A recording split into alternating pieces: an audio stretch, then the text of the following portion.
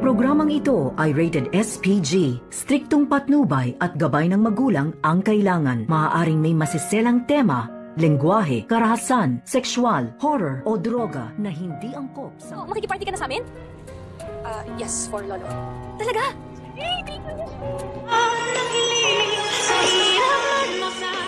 Narito na nga ating abangan ngayong Lunes sa abot kamay na pangarap.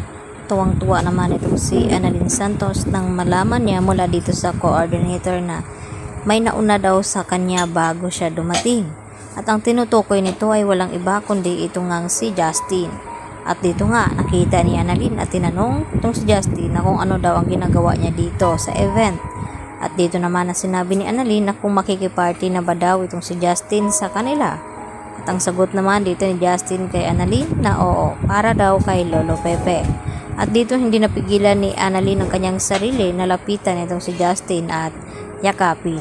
At dito naman na kinatuwa din ni Justin itong ginagawa na suporta ni Annalyn sa kanya. Samantala, dito naman nakapagdesisyon ng mga kaibigan ni Annalyn na tulungan siya sa mga ginagawa nilang dekorasyon. At dito napansin ng mga kaibigan ni Annalyn na ang litrato nga daw dito ni Zoe na nagawa daw itong magbakasyon at itong si Moira sa kabila ng lahat sa nangyari nga dito kay Don Pepe. At maya-maya nga ipinakita nila Nurse Karen itong larawan na nakita ng mga kaibigan ni Annalyn. At dito naman na tinanong ni Justin itong si Annalyn na okay lang ba sa kanya ang mga ginagawa ni Zoe na kahit ay tinatarayan niya at maldita ito ay nagawa pa rin tanggapin ni Annalyn. At dito sinagot ni Annalyn itong si Justin na kinakailangan daw niyang gawin iyon dahil sa kapatid niya nga daw ito. At dito hinahangaan ang husto ni Justin itong si Annalyn. At maya-maya ang sumunod na dumating ay walang iba kundi itong ina ni Annalyn na si Lynette. At inggit naman ang naramdaman dito ni Justin habang kayakap ni Annalyn ito ngang si Lynette. At dito niya na naramdaman na sana mayroon din siyang kagaya ng ina ni Annalyn.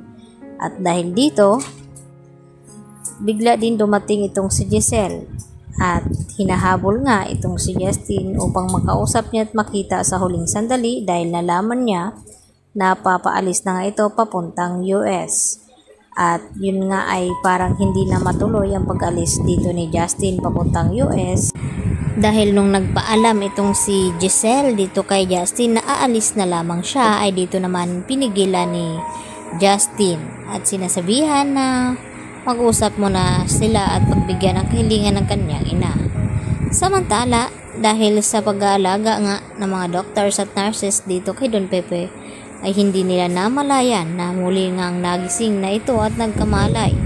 At dito na ipinatawag ni Don Pepe ang mga pulis upang magbigay ng statement kung sino nga ang gumidap sa kanya at nagtangka sa kanyang buhay. At nagulat itong sina RJ at Giselle nang biglang dumating at nalaman dito sa mga kapulisan na ang may pakana daw ng lahat at ang mastermind ay walang iba kundi itong si Moira at itong si Zoe.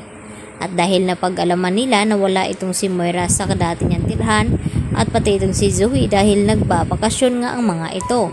At dito naman na sinabi ni RJ na gagawin niya ang lahat at pagbayarin itong si Moira at Zoe upang makulong at pagbayaran ang lahat-lahat ng mga ginawa dito sa kanyang ama.